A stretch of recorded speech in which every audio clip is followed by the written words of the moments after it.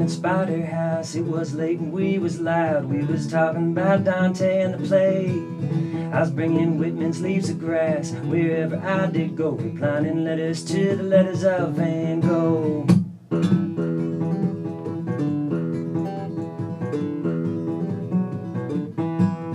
And then we was dancing down the track, doing tricks with a hacky sack, playing Gallagher till dawn in late fun. And then we was down at Flip Knox, reminiscing on all this, playing chess to the death letter blues. And we was high, and we was low, and we was young, and we was old. Yeah, we came with wild eyes, caught a kiss by surprise, and let everything else explode.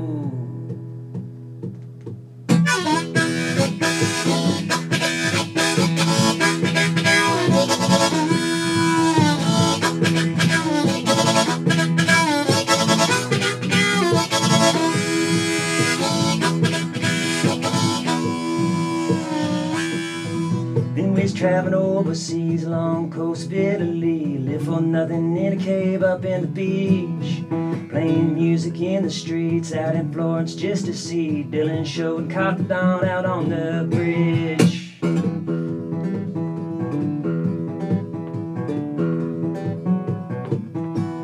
Went for a cemetery walk, listening to them graves talk. Oh, lost, you can't go home again. And there on the cemetery grass, with stars above, we laughed, promised that we'd never let ourselves die. And we was high, and we was low, and we was young, and we was old.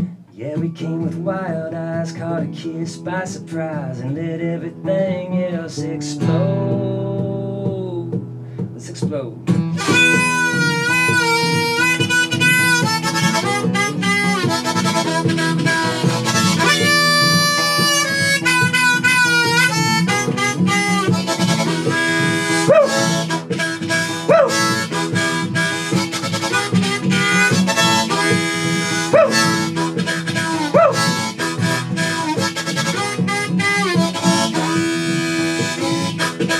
And we was high, and we was low, and we was young, and we was old.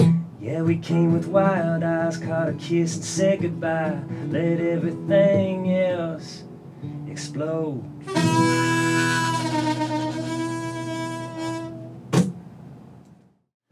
Hello, I'm Jonathan Clegg. Welcome to the ATX Music Talent Artist Showcase of Matthew Payne. Matthew Payne is a Texas-born singer-songwriter from the Hill Country, near Dripping Springs.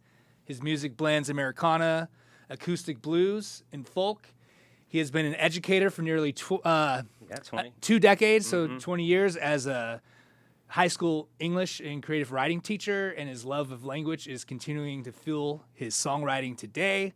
He recently recorded his first EP at Cedar Creek Studios called Coyote, Howlin Blues. It was a live production, right? Yes. He had upright bass, fiddle, harmonica, and he captured authentic energy, live performance. So we'll talk about that. And also, you've had a busy day today, Matthew. You were just featured on KUTX. What a fun day. The song of the week or song of the day? Song of the day today is Down in the Valley. Nice. I've been listening play to it. Yeah, awesome. Looking forward to that. So Matthew was the first person that ever reached out to me to do the show as a submission, I guess I should say. This is my 10th show. So it's a good one. I'm honored to have you here. And Guy Forsyth was a local legend that had inspired you. That's right. So you just taken the leap. Guy's my man. Yeah. I love him. He's been an inspiration for me for my whole adult life here in town. Yeah. So I always follow what he's doing, love what he's doing. And, I've only been here for like 5 years. I know. So I would see Guy Forsyth on billboards. I knew the name. And I had heard some of his music, and then I got hooked up. When I started the show, I was like, oh, maybe a year from now I could get this quality of performer. Nice. But he was my third show. Okay. Third show. And so I was like, all right. That's fantastic. It was really Yeah, congrats. He was the first one I saw of yours. Just for whatever reason, I guess I just ran across it first. But yeah, congrats. And that's what I love too. And that's why I was keeping my eyes, because I love folks that are coming here, but about building some community and celebrating the city, and not just like come in and kind of just take, but like you're about give, connect, create. Yeah, I'm surprised there's not more of this going on, but I'm very very excited what the next year holds. I've had hundreds of submissions now. Awesome. And Wow. I feel grateful that I get to kind of pick and choose. And so far, I've been doing the artists that speak to me and that I want to have on. And so when Matthew reached out to me, I didn't know who he was. And I was 5 shows behind, and I wasn't sure if I was going to do any more shows this year. And then I ran into you. Yep. Well, first of all, I checked out your music, and I think I messaged you right away. I was saying, hey, man, you would be perfect for this. You're playing harmonica, you're doing the acoustic thing, which is what, I'd love to have full bands on in here. And I've had a 3-piece. I've had a kick drum and a violinist and a couple singers, and we made it work. But your medium and how you're doing it is perfect for the show. So I was super excited. So I knew we were going to do a show together. But then I ran into you at Swarfa. Yeah. Am I saying that right? Yeah, Swarfa. Southwest Regional Folk Alliance. Okay. So I want you to talk a little bit about your experience there and tell maybe the folks a little bit about that, because I've been trying to tell people about my experience, because I almost didn't go to this, and it was truly one of the coolest things I've done out in Austin. Yes. I think, and it was one of my coolest, most genuine music experiences like ever in my life, and that really just jump-started me to. I met so many more people. Right. And I was kind of getting down on the show. I was like, oh, man, how am I going to keep this going? And now, like I said, it's like I don't think it's going to stop because I have such a pool of talent out here. Absolutely. So I'm hoping I And can like keep you going. said, there's not a whole lot of folks doing this. So there's like a need for it, and there's a bunch of talent out there for it too. So Swarfa, where we ran into each other late in the night a few times, is a bunch of songwriters and folks that love song just hanging out at the Holiday Inn in Northeast Austin for a weekend. Sounds weird, but it's cool. And playing a bunch of songs in all the rooms. Every room becomes a venue. And then you just go from room to room and play and listen to your friends and meet new friends. And so it's kind of a conference to get together with everyone and kind of be inspired. Then you have industry people there you can chat with and connect with, and then other featured performers. So it's kind of like a chance to just kind of get around the whole community. That was my first one actually going to and playing at what I ran into you this year. So I was equally blown away as you were, and I had never actually done it. I just heard a lot about it over the years. Mm-hmm. I was told, I did the podcast with Natalie Price, and she's the one who told me about it, invited me. And then my friend Anna Lamare, who actually, she's awesome. do you know her? Yeah, just through music. Yeah, she's up and coming out here, and she did a podcast here too, and it was great. Yeah. But she told me about it too. And then I went there, and she had told me she's kind of circled a paper of artists that she really liked to see. And she's like, make sure you see these people. And I had missed a few the first day, and I stayed up to like 2 a.m. both nights. But I'm so glad I did. But some of these, so you're in a hotel room, and the artists are giving these intimate performances, and sometimes you're the only person in the room. Right. And so that was kind of crazy. I was going to leave Saturday, and it was about 12:30 a.m., and I was so exhausted. But I noticed that one of the people Anna had told me to come see, God, and I'm going to forget her name, Shay. No, not Shay. That's Shay.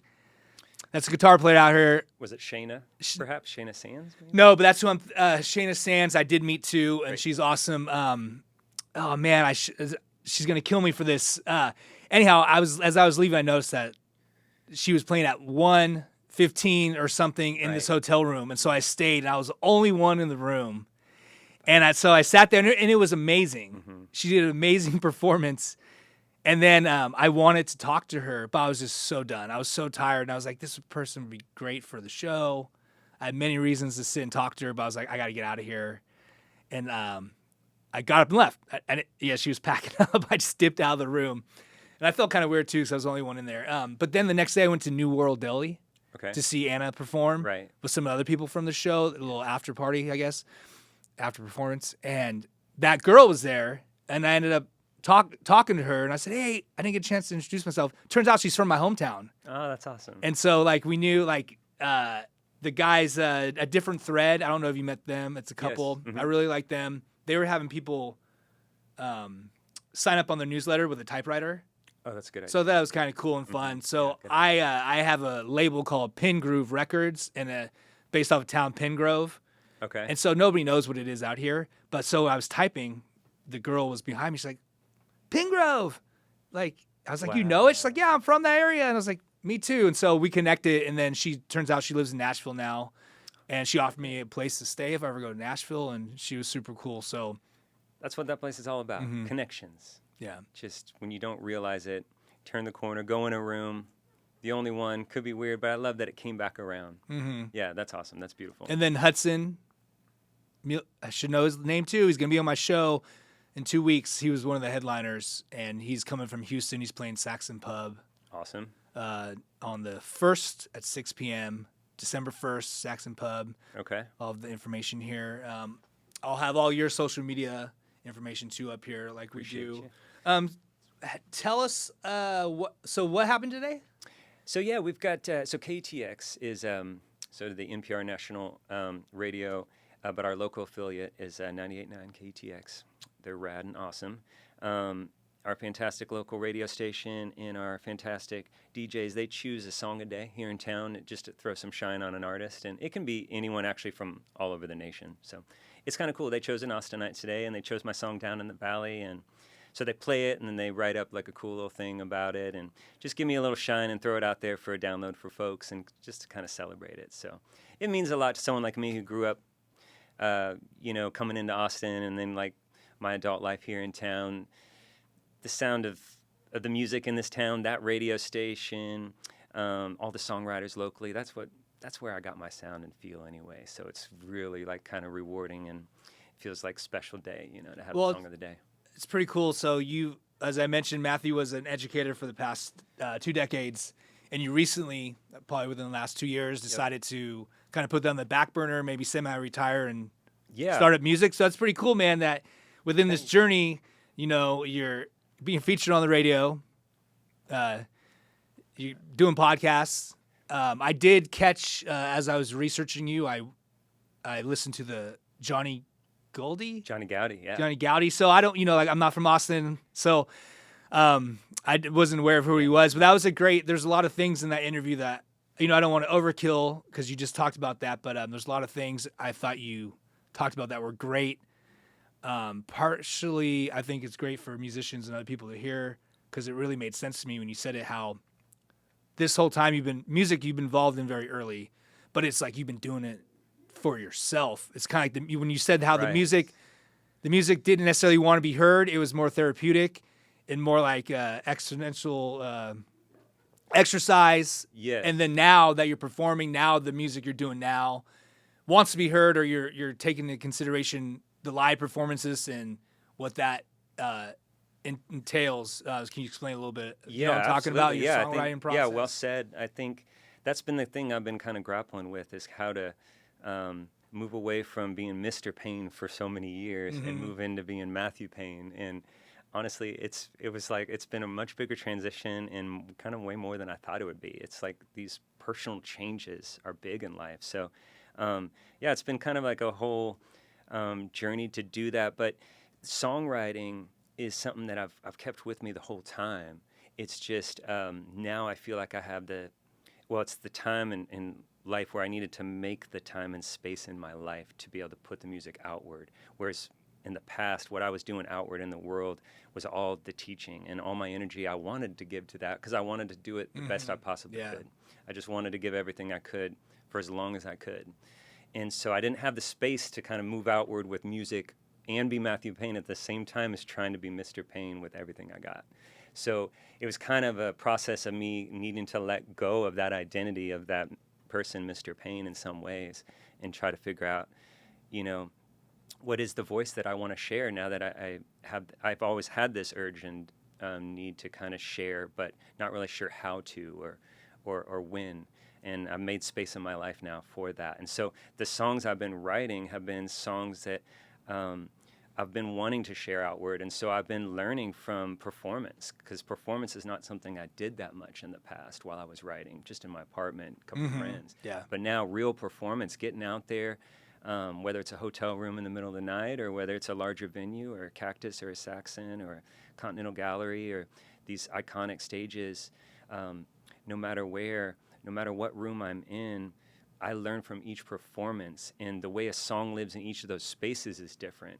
and the way somebody listens to it is different. And so now it's more of a relationship songwriting with other people and with rooms, whereas in the past it was kind of just a relationship internally, you know, as a therapy or as just sort of an expression or a way to put energy that wasn't in teaching. So I've been learning a lot from venues and things like Hole in the Wall and Cactus and places like that. They're teaching me how to reach folks and how to get someone to kind of look up and take interest and how to get someone to groove with it and move their foot and tap and come say hi after, and like how to really connect with people through song instead of just connecting with myself. Yeah, I'm a habitual songwriter, and I just do it at home. Okay. You know, I had a band where I wrote the songs and I'd have a singer, right? But now that I'm all alone, I constantly am, you know, that writing, like you said, writing and playing to yourself at home is so different than doing the performance. So there's so much to learn. You could have been playing music for 20 years. Absolutely. And then it's like doing a whole new animal when you start performing in front of people. So thanks for touching upon that. Yeah. Your English and creative writing, did you want to teach, or was it your love of writing that got you to want to teach? Yes. Did you always knew you were going to do those topics if you were a teacher? Yeah, it was the love of writing. Really, I always just kind of want to write every day. That's all. You know, I write and play music every day in my life. Okay. And so it's kind of like, what do I do with that? Awesome. But you know, you're supposed to go to college and all that, but I was just kind of, I don't know what I'm going to do though, you know. And then once it came time, I ended up kind of working with kids in schools, and that's when it really hit me. I was like, you know, this is like a sense of mission and purpose that's different from the rest of my life when I'm just writing and playing for myself. Like, this is something I can give to other people and really make a difference. So I kind of shifted then, and I said, well, what I love is words, and they've saved my life. Words have saved my life, and I know I can help save other lives and help make positive change in other lives, because books, music, and words have done that to me. So that's where I want to be, is sharing that and working with people in that space. And now you transition to something that's very similar. You're trying to affecting people, you're influencing them with words, music. So it's pretty similar. I was really encouraged by my 9th grade English teacher. That's awesome. What really lit the flame for me to be a writer and to pursue everything I did, because of their encouragement. So that teacher was huge for me. And it's funny because his nephew, Mr. Steffi, nephew, Dane Steffi, ended up being my guitar player in my band for, you know, a decade. Oh, that's so cool. You know, years later, I'm 7 years older, and I met him in Long Beach, California, and I'm from Northern California, so opposite side of the state. And by chance, we met, and I was like, wait, you're whose nephew? I was like, oh my God, that was the English teacher that prompted me to... That's awesome. To pursue this and gave me the encouragement. So I thought that was crazy. English teachers are always the best. Yeah, absolutely. What influences did you have growing up here? You're born and raised, right? From this area? Yeah, actually not born, but raised here. Yeah, pretty much my whole life, out in the Dripping Springs area. So, country raised, and then came into town once I was old enough to have a car, and then to UT. So yeah, my songwriting influences, growing up in the country, was kind of just a lot of country music out there and dripping, and then just nature time, and just kind of getting the inspiration from all that early on. And then once I got the car, that's when you get that Guy Forsyth in my life. Start getting these Austin artists in my life. And start going to Antone's on Monday nights, seeing blues nights, and start going to Continental and Saxon, and go wherever I can. And especially once I get 21 too, then I can get in some other places. So, but yeah, and then a lot of songwriters in town over the years. There's so many actually to name. I should have like a whole list. It's hard, man. It's 20 years of incredible songwriters that have, you know, that have written songs that have changed my life and made me want to write more songs. So they're the reasons why I kept writing all those years, and what kept me going, because I felt a personal connection with Jimmy LaFave, you know, folks like that who aren't around anymore, but they really laid a foundation. Folks like Beaver Nelson is around now, Nathan Hamilton, James Stevens, who I did the record with, top-notch, big-time Austin songwriters. And, you know, as you know, the list is very long. Yeah. You could keep going. And I know you're often described as like a blend between like Townes Van Zandt and Jimmy Rogers, which is funny. So not being from Texas or Austin area, I didn't know who Townes Van Zandt was. I had never heard his music, and I assumed when people say, "Oh, I'm a huge influenced by him, and I love this," I'm like, "Oh yeah, I know who he is." I assumed I heard his work, but you know, when I moved to Austin, I moved in 2020 during the pandemic, and I had a house on the other side of the 35 by Rainey Street. Okay. Anyhow, the Van Zant Hotel Yes. was right out of my window. Okay, good. And so I was like, "Who is this guy?" I knew it was somebody, right? But I finally looked him up yesterday. Oh, wow. This is Yes, great. yesterday. Well, good timing. And I have not heard his music. I had not heard his music, and I thought for sure I'd recognize it. But Jimmy Rogers, definitely. Like, Did? I knew, like, that's crazy to me because Yes. I knew instantly each song. I was like, I have So heard cool. these, and he's like from the 40s, right? Yes. Um, Love that guy. And yeah. so I thought that was kind of interesting. And I also thought it was crazy. I read a little bit about Towns, and I thought it was nuts that he was doing his 7th album, like 77 or something, and there was a dispute between paying invoices. Okay. And so he had all this great album that was going to get released. And so the sound engineer, he deleted all the tracks because they didn't pay him. Wow. And Oh, I and don't- I so, know that. you know, when I heard about him having drug issues, and I'm sure this didn't fucking help, like having this happen. So that might have been a part of his downfall, having something like that occur. But Yeah. I don't know. He had a period. From like the late '60s through like the early to mid '70s that was just on fire. Just a period of writing. I feel like up there with Bob Dylan's period and Mozart's period. You know, just Beethoven's period of time. yeah, Picasso's period of time. You know, up there with the greatest. I was shocked that I didn't recognize his music. Kind of was embarrassed because almost literally, that's awesome. That almost means it's everybody all that awaiting you. yeah, well, everybody I meet out here, that is one of the names I've heard the most. And I was like, okay, like I said, there's a hotel named after him, unless I'm being stupid and it's not. No, it named is, after and I him. think they have a couple of his things in there, but that hotel is actually fairly recent too. We love and treasure towns in this town because of he lived here on and off for a lot of different years and through time, and so there's a bunch of folks that are still around that have a bunch of stories, and plus places like the Hole in the Wall and Cactus, he played often.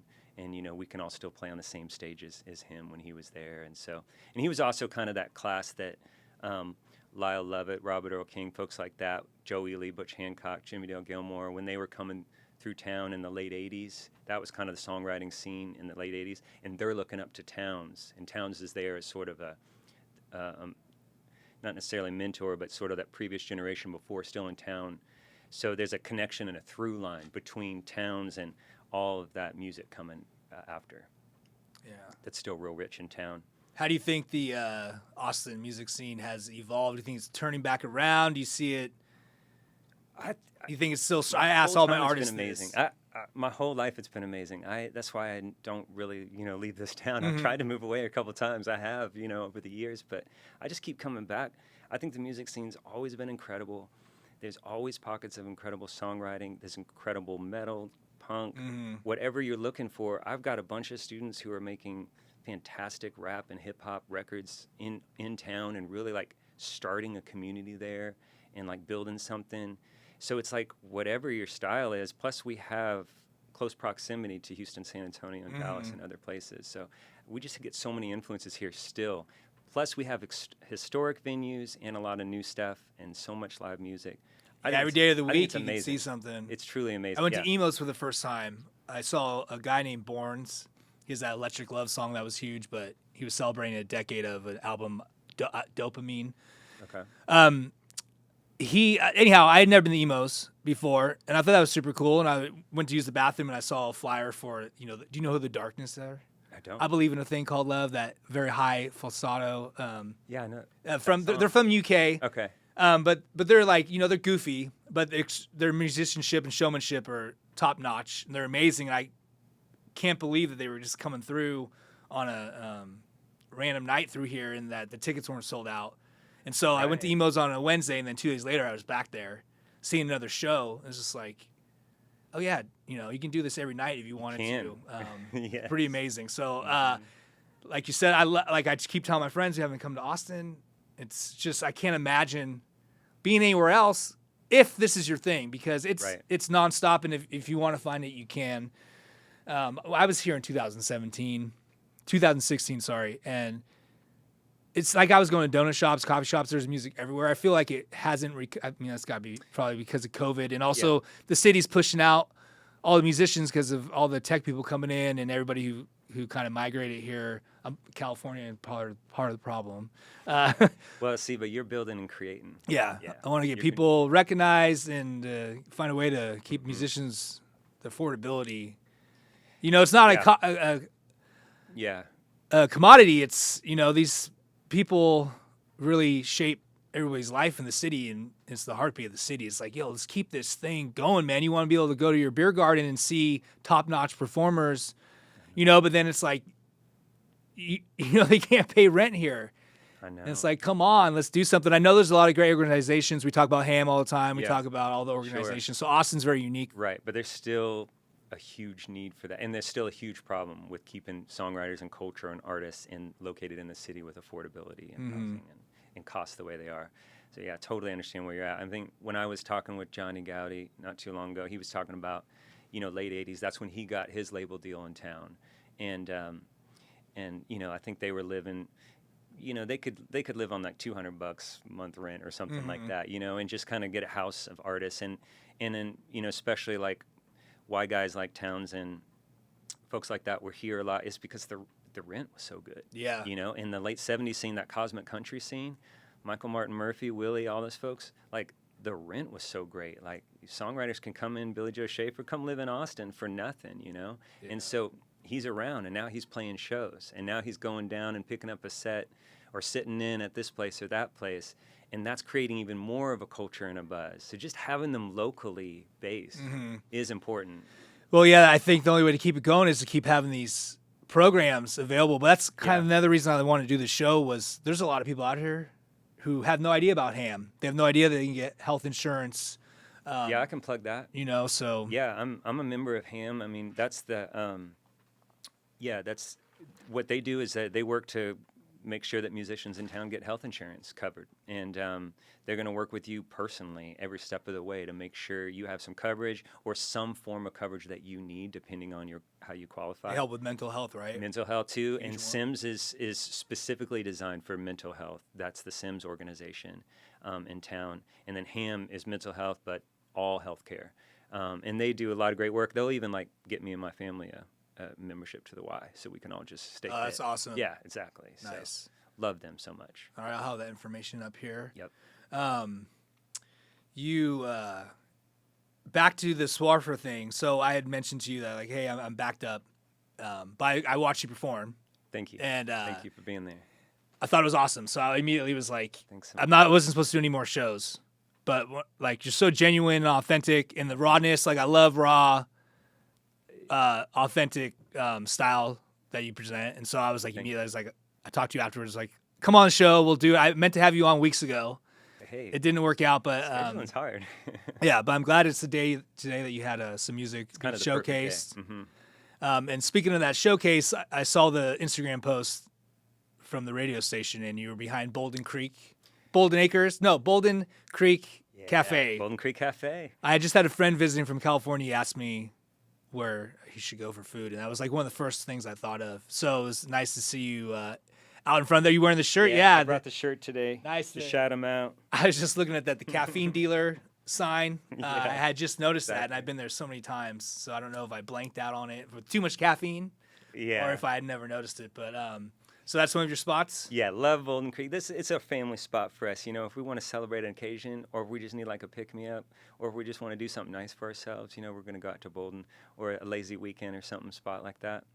It's just a beautiful place, just a bunch of great local people that are just doing it all the right way and all about community and like local produce and amazing food, and just wanted to give them a special shout out, you know. Because we got to cherish those Austin restaurants. We're talking about Austin artists, you know, and how hard it is to stay in town. But, you know, it's not easy staying in town. And I think Bolden got close there in COVID with some trouble. So I'm so glad they're around. Yeah, they're pretty busy now. Yeah. So glad to have them. So shout out. What else? There's some spots, yeah. Oh, yeah. It's always hard when I ask people. No, I was prepared with that, but I didn't think, well, it's actually easy for me, though. I got to give the next shout out to Conan's Pizza. Conan's Pizza. I was brought up on the show before. Okay, good. Okay. Conan's Pizza, shout out to you. I did my 8th birthday there, I think, and pretty much every birthday since. Almost took my daughter there last Saturday when we were shoe shopping because it was right there in the shopping center. Oh, great. But I'm not sure. Yeah, That wasn't the original one, probably. It's over. So there's 2 now. We've got a north one up on like Anderson and Burnett. Okay, that's where it was. And that's where you probably were, up by Precision Camera and all that up there. That's a great one. That one's been around for a long time. There was a campus-based one that's gone, and so a lot of people think Conan's is gone. But the one down by my house on Stasny and Manchac is where I've always been since I was 8 anyway, with all my birthdays. Okay. And it's still there, and it's the exact same. All right, I'm off Slaughter and Manchac, so Yeah, pretty that's close. that's our local Conan's. Okay, cool. Yeah, it's there for you. And yeah, we actually almost lost them too because of affordability issues. And someone actually who had their first job there when they were 16 and now we're in a position to become an owner, they saved Conan's. And so every time I go in, I just thank them for saving my favorite place. Nice. Yeah. All right, well, we're going to shout them out here again. Be second time on the show. I'm going to give awards for the food companies that show up multiple times here. Yeah, you should. There's been a few. But yeah, it's funny. I ask when you're one of the few people who have been kind of in this area for a long time. Okay. Yeah. And when I ask about food, I expect to hear a lot, and I then could keep sometimes like going. they blank and they can't think of it, and it's like, man, I'm like that too. I can't. Yeah. I tell my friends like, God, besides the music, Austin's food is just so exciting and entertaining. Like you can find something new Yes.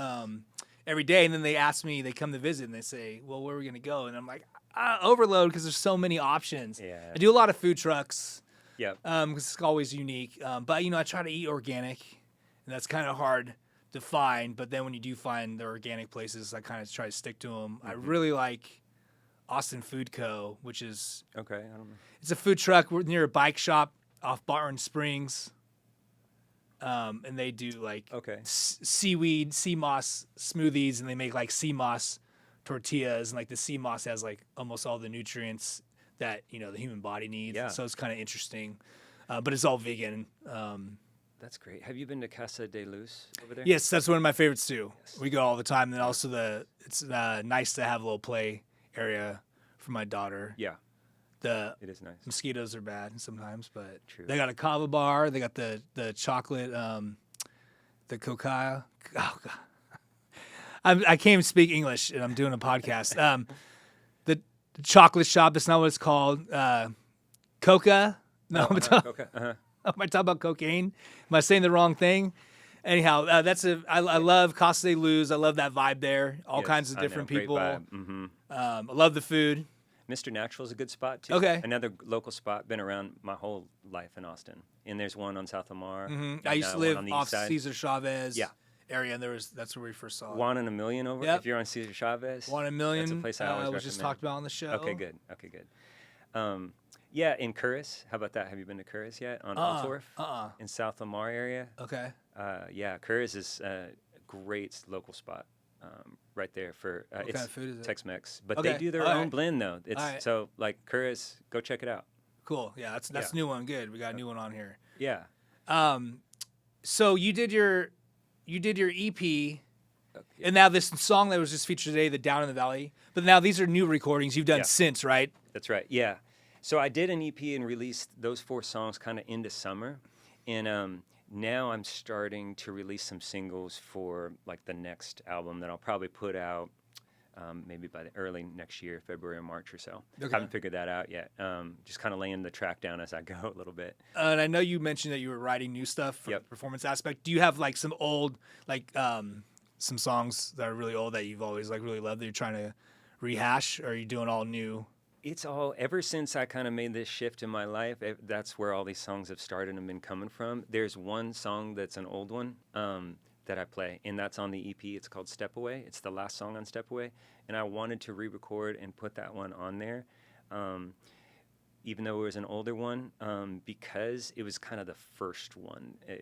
That one, Towns Van Sant, actually, and I co-wrote that one night. He woke me up at like 3 a.m. in a dream, and then he gave me the idea for the chorus. Wow. So I went into the next room, grabbed my guitar, laid it down, and then he was gone, And I was like, oh, okay, great. So it's 3 a.m. I'm by myself. I got to write all these verses now. Thanks a lot. That's funny. But then I ended up putting it together. And so I do feel like the spirit of Towns came and was like, he showed me how to take my life, what I was feeling and thinking and going through, and put it into a song. I feel like he came in and like showed me a little bit, like here's just the chorus. You figure out the rest, but like here's a little bit just to get you started, a little seed, and then I've just been kind of growing it ever since. So I wanted to put that on there in honor of kind of beginning that way. That's so awesome. That's called Step Away. Okay, that's awesome. Yeah, we talked about dreams with another guest, Fallon Franklin. Okay. And I had dreamed a bridge one time, and I woke up and I wrote it down, and like the whole thing, like that's the first time it's ever happened where I actually dreamed the music and then got up and actually like solidified it and wrote it down. Usually it's like symphonies I'm hearing, you wake up and like, oh, that was crazy. You come up with all that. But this was just like lyrics. And so I was able to retain it. And I always thought that I was like, man, that'd be crazy if you can do that more often, you know, just coming to you. But it's only happened once that I remember, at least that I wrote it down. So it's always fun when you hear people having dreams and then turn it into something. It's because that creative place where the words and music comes from, that place is on the edge of our consciousness anyway. So whenever you're on the edge of your own consciousness, that's like a good time to be grabbing stuff when you're right on that threshold. And dream space is good for that, whether it's late at night or early in the morning. I love to get up and write too. Those spaces, like those windows into the edges of our consciousness, those are the best times, I think. And there's another song actually on the EP that came from a dream. It's called The Light I Cannot See. And that was a whole dream one night. And then I woke up and had all those verses. I just wrote them all right down, and I didn't change a word. So awesome. That's another one on there. Yeah. So I really try to, with songwriting, I try to get out of my way so much that it does come through dreams or through these kind of other pockets where I'm not so conscious about it. It's more me trying to get out of the way and then let words and melody come through. So I try to kind of get out of my own way as much as I can. Have you ever aspired to be a novelist? Yes. Okay. That seems so hard. Maybe my plan is like when I'm like an old man, you know, and I can't perform as much or play, then I'll write more books. Yeah. I've wanted to be a screenwriter, and I've written screenplays, and they take me, 4 years. And then what happened was I started writing songs, and it's like, okay, 20 minutes, you get some. Some songs take years, but the good ones usually happen right away. And it's just like, man, that instant gratification of doing something. Yes. So then it's like, oh my God, I love screenwriting, but it's like so crazy. And then you have to have a whole production, and you have to make it.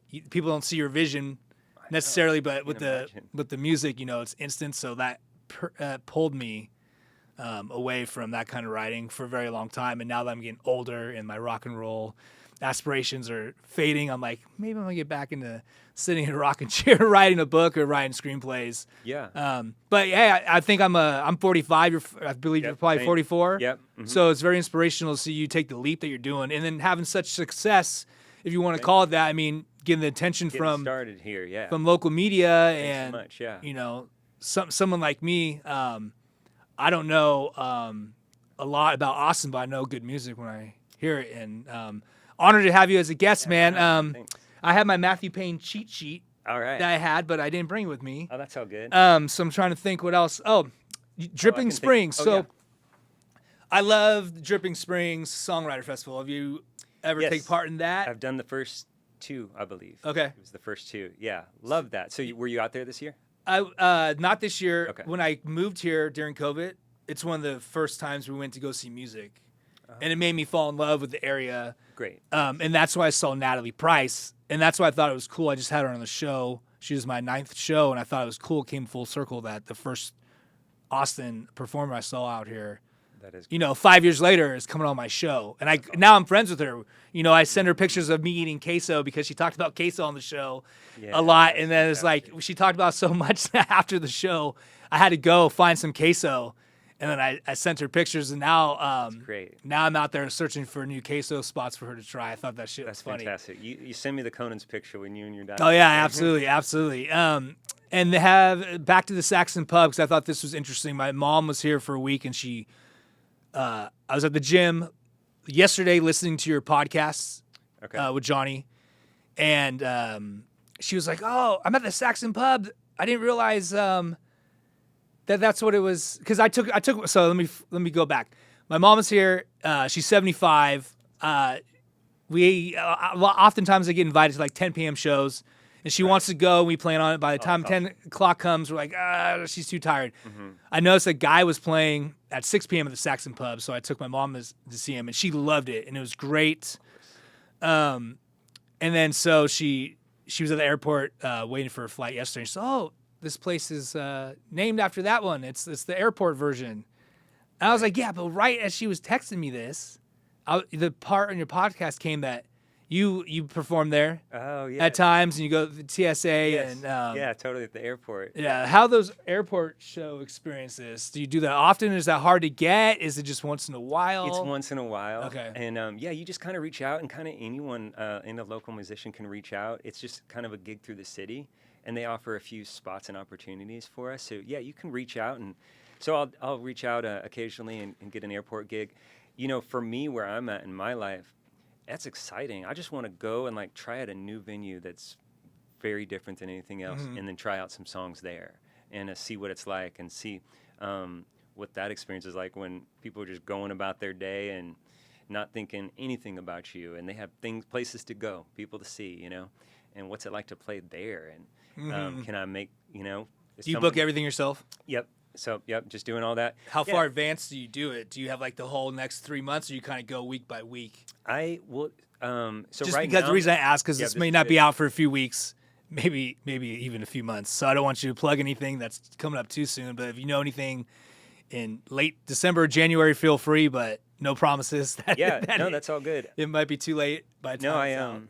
I book pretty far in advance too. Like I have some shows in February and March already booked, a few, and then I've got a lot more in January, and then December and November as well. Do you have So residencies? Do you have like a normal schedule anywhere? Yeah. Kind of? I've got a couple residencies that I'd love to shout out. One is called the Velvet Rut Song Circle at the Hole in the Wall. It's every 5th Saturday, so it's like once a month on a Saturday. You can just follow my socials or whatever to find out. But and we just do the happy hour there. And it's just cool to be a part of that hole in the wall tradition of songwriters. You know, we're playing under there. They've got all the pictures of Townsend Blaze and Doug Somm and Stevie Ray Vaughan and all that, you know. Sweet. And so being able to have a residency at the Hole in the Wall, that means a lot for an Austin musician. So, and then I get to share it with a bunch of awesome songwriters that I can shout out. So it's Philip Gibbs, who's like a local songwriting legend here in Texas, and then John Wheeler, who I just played with at the Cactus Cafe, and Preston Hester, working on a new album. He's awesome. And then Alex C. Mills, amazing. So we all 5 curate that residency. So that's when I share, and it's cool to be a part of that Austin history. And then my second residency is at Batch Craft Brewery in Kalachi's on the east side. Great spot for community if anyone's just kind of looking. I've been seeing a lot of promos for Batch. I have yet to been, but that's why I'm asking, because there's a couple. Is it Tuesdays? First Tuesday of the month. Yep. Okay. Yeah. So that's what it was. You're kind of going with ATX musicians do their meetup. That's why I Tuesday. miss them all the time, because I'm busy with Batch. Yes. Yeah. I've been seeing their posts for years, and now they moved it to the Parish or Pershing. Sorry, I wish Pershing. I could be there. Now it's indoors. They've had like open mics, and it's like turned into like, I've mentioned this before. It's like one of the best concerts I've ever been to, because there's always some of these people are famous, and some of these people are, just coming out for the first time. But everyone was super great, and I had no idea I was walking into like basically like a super mic. It's not super open mic. Yeah. So that was cool. So I want to go back. I met a lot of connections, but there's, like you mentioned before, there's so many things to do in Austin, live music all the time, and everyone's really competing. It is a lot, with the saturation of the music. That's the only negative thing I see about it, is that when I talk to people, they're like, yeah, I got a show, but my friends have a show too, and their friend has a show. And it's like, who do you go to? I know you can't do it all, and that's why you have to pace yourself and then just enjoy what you. That's why you got to watch the show. Social media, follow people's stuff, and that way you can watch it from your home if you can't support them. Home, exactly. Live, do it over the airwaves, I guess. Yeah, exactly. Supporting local culture. If what you love about this town is its music, which is what the world loves about this town, then support the music. Yeah. You know.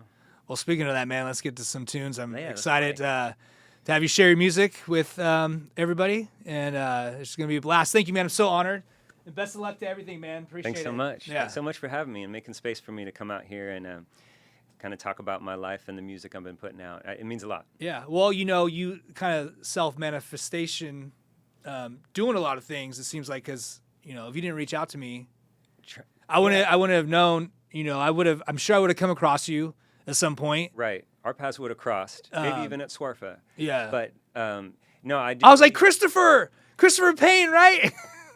I was like, oh, Matthew. I was like, oh. And I was like Jay Clegg in my head because of the Instagram handle. But yeah, it's funny because I was walking through the hallway, man, and I heard your voice. Oh, that's awesome. Like, I think you were not in the bathroom, going in the bathroom, but you might have been standing in the bathroom of the hotel room, making room for people, or maybe you were just behind the wall, but I didn't even see you, but I had heard your voice, and I had just watched a clip of you playing with a violinist. And so I was like, oh, wait, is that him? So I thought that was like cool. I almost didn't even say anything, and I was like, shucks, I don't want to like interrupt somebody. I appreciate it. I was like, Christopher. I was like, no, it's Matthew. But yeah, man. So it was meant to be. So totally.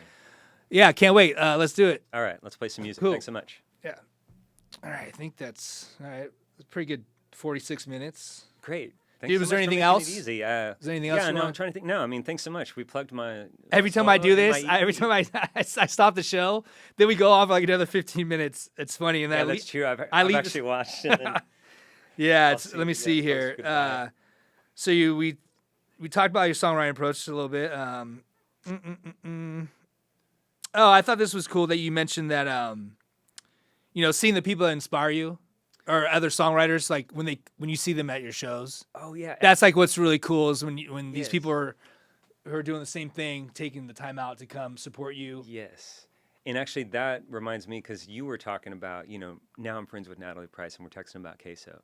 That's what I was thinking when you said that. I was like, that's what songwriting is doing for me by getting out there and playing. Now I'm meeting the folks that while I was teaching or as a student at UT, I'll come see the show. Maybe I'll shake their hand, tell them they're awesome, but mostly I'm just too shy and leaving. But now I'm like meeting and chatting, and awesome. They're saying my name. And Terry Klein had an album release right before that Guy Forsyth show last Saturday. I ran into him and yes, Brian Wolf. Yes, and Brian Wolf. Yes, They both have reached out about doing the show too. So fantastic. Hopefully I can get him on.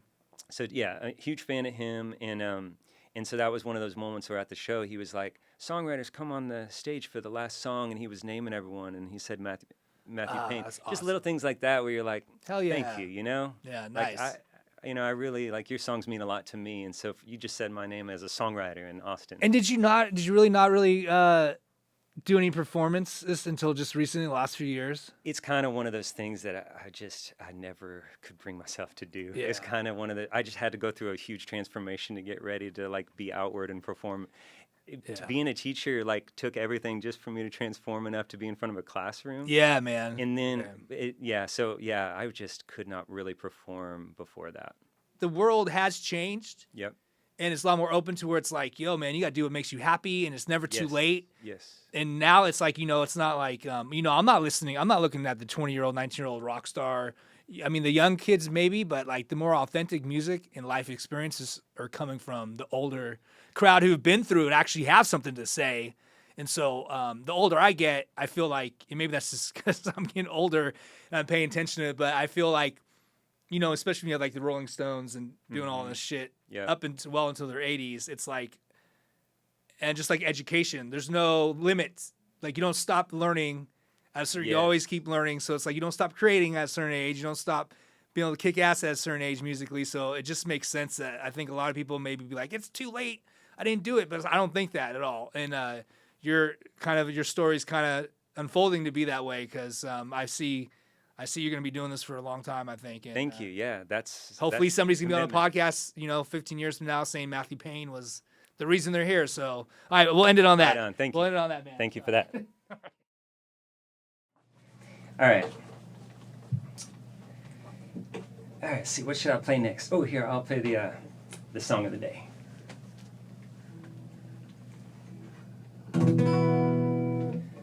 All right, so this is the song that, it's the song of the day today. What a great day. Let's celebrate this song. This song's called Down in the Valley. This song's about a road trip, going out to see my friend at this time last year. He lives out in the Sandia Mountains up in New Mexico. So this is about the drive from Texas to New Mexico. We take a little road trip.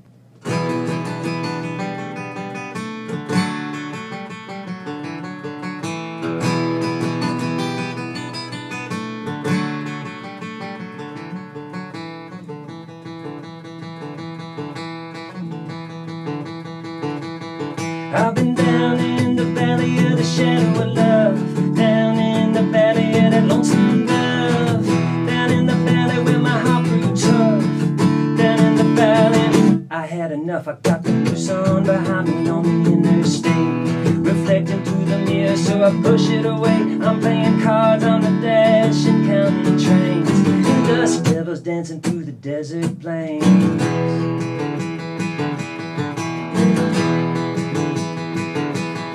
Dusty devils.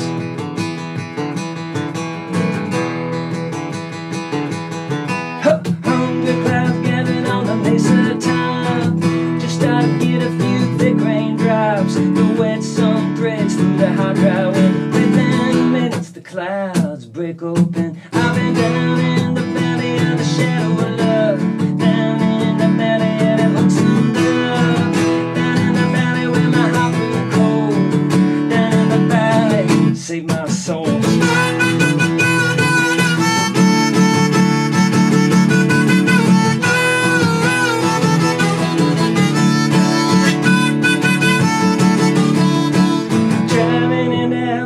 From Texas, getting me some coffee and some cannabis. I got friends in Los Angeles, think I'll look 'em up. It's up into the mountains to get unstuck. I got the bone behind me on the desert rain. Full-blown fever plan. By the time I hit the timber, I could breathe again. What was once closed was now open. I've been down in the valley of the shadow of love, down in the valley of that lonesome dove, down in the valley where my heart grew tough, down in the valley. I had enough. I've been down in the valley of the shadow of love, down in the valley of that lonesome dove, down in the valley where my heart grew tough, down in the valley. I had enough.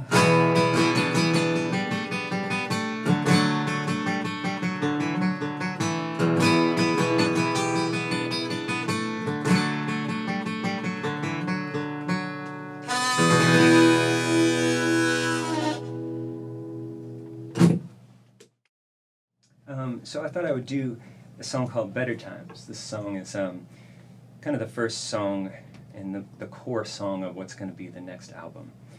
This song was written this time last year, and after I wrote it, a lot of the other songs kind of started coming to, and so it feels like the centering song of the next album.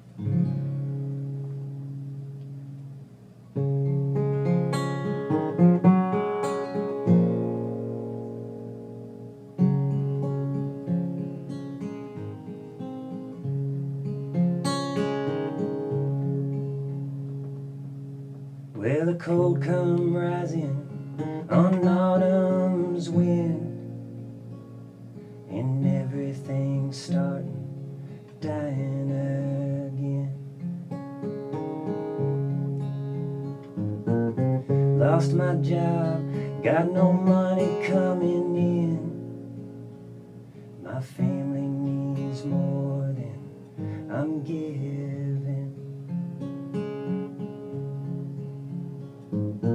Wanna be the man my son looks up to, but I'm tired and I'm broken and I don't know what to do. And there's heavy moon shadows hanging on the drapes. Nights are getting longer than the days. I'm trying to have faith in what I believe.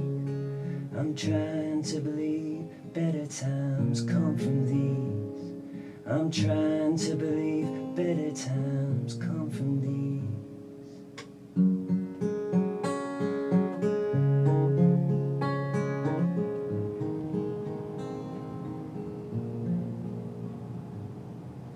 Beautiful sun growing, beautiful mother dying,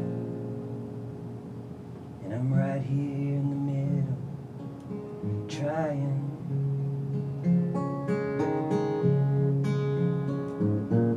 Trying to lean into love, put roots in the ground, trying to open up my heart and I keep closing it down. Trying to give my love and not take it back. Trying to lift it up above the weight of the past. And there's heavy moon shadows hanging on the drapes. Nights are getting longer than the days. I'm trying to have faith in what I believe. I'm trying to believe better times come from these. I'm trying to believe better times come from these. I'm trying to believe better times come from these.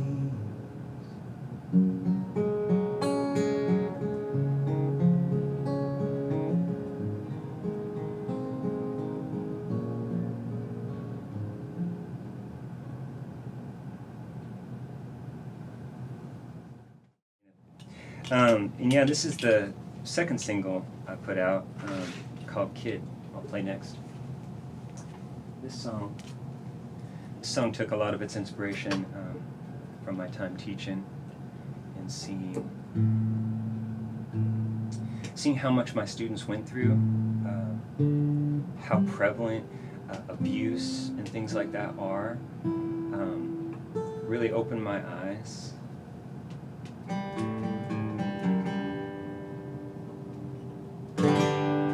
It's sort of a song about that journey of that abuse or that pain in your life, and kind of trying not to just hold on to it all the time.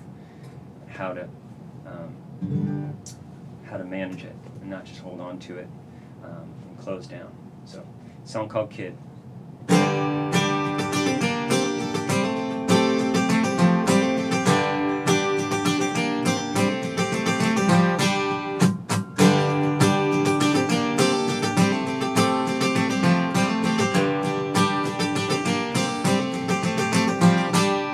Well, I was just a kid when you did what you did. You made me hurt the hurt I hid. I learned never to be seen. Well, I awoke to the anger. I awoke the stranger. I awoke to the danger, holding on to pain.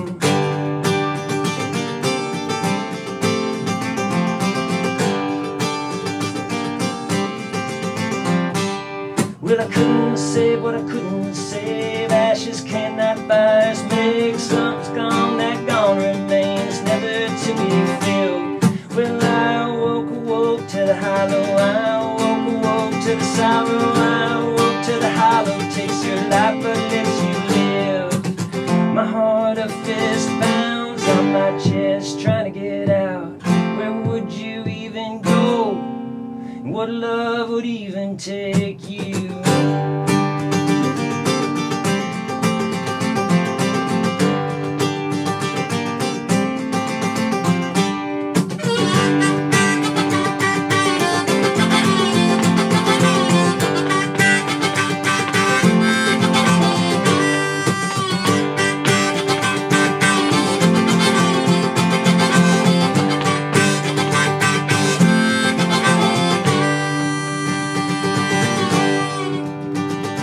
Well, I was just a kid when you did what you did. You made me hurt the hurt I hid. I learned to think it was me. I awoke to the violence. I awoke in silence. I awoke to the violence, to the fear of being seen. My heart a fist pounds on my chest, trying to get out. Where would you even go? What love would think you enough?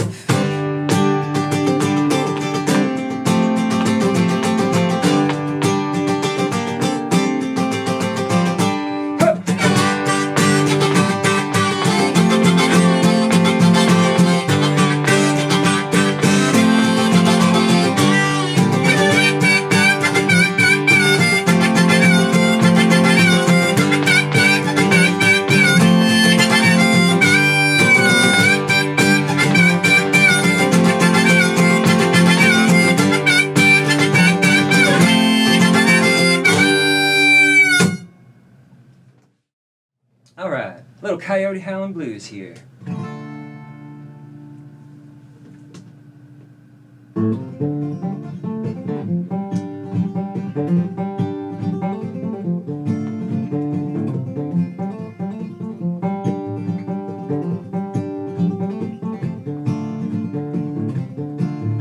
Willie's headed out west through Bandera just after midnight, and you was waking up. I was driving with my knee, playing guitar and singing. You laughed, but I nearly crashed the truck. Well, can't you hear them coyotes under them oak trees howling at that hill country moon? We let the wild wind blow and roll down the windows, and we was howling too.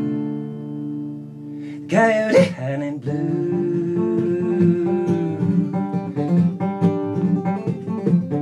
Coyote howling blue.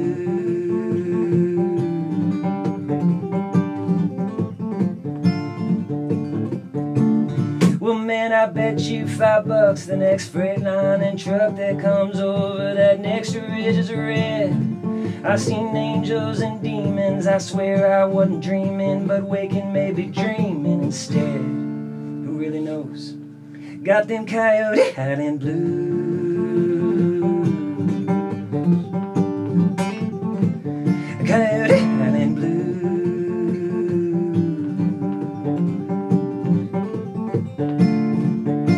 Yeah!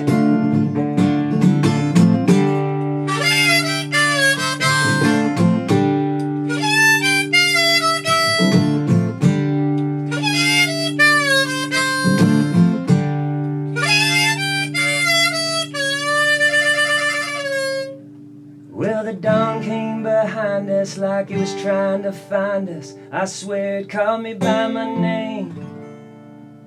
And out there in the desert I wrote you a letter, and I buried it in the dirt in Balmorhea.